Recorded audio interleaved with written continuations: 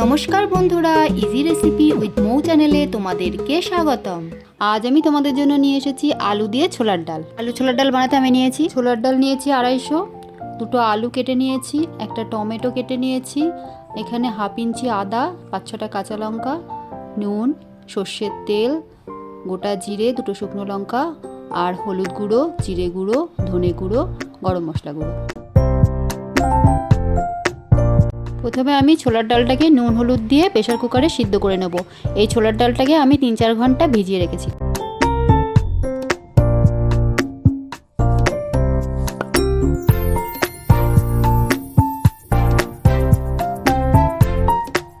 চলো শুরু করি।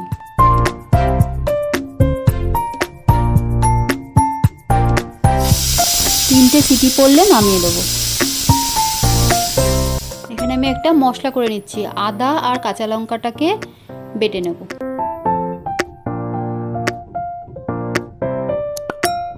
কড়াইয়ে পরিমাণ মতো সর্ষের তেল দিয়ে দিলাম, গোটা জিরে আর শুকনো লঙ্কা ফোড়নে দিয়ে দিলাম।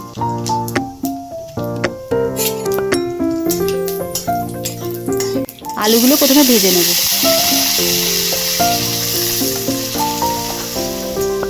ঢাকা দিয়ে দিয়ে আলুটা ভালো করে ভেজে নেব।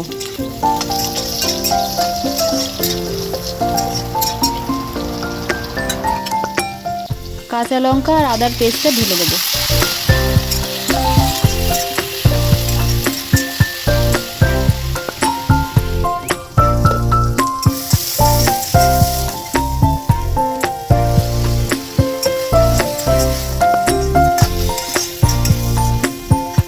এবারে টমেটো কুচি দিয়ে দেবো।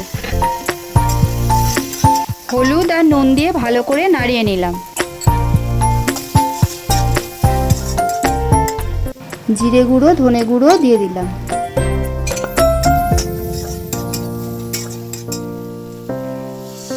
অল্প একটু জল দেবো, দিয়ে মশলাটা ভালো করে কষিয়ে নেব।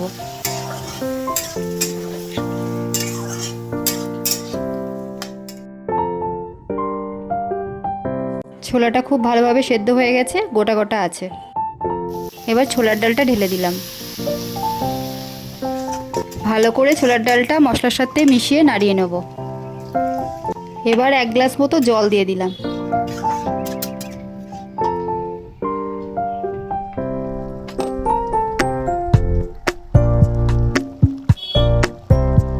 ডালটা ভালোভাবে ফুটে উঠেছে, এবার অল্প পরিমাণ চিনি দিয়ে দিলাম।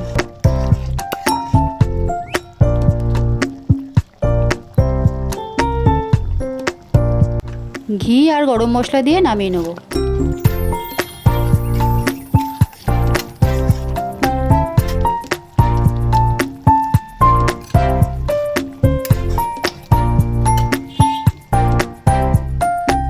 গরম লুচি আর ছোলার ডাল জাস্ট জমে যাবে।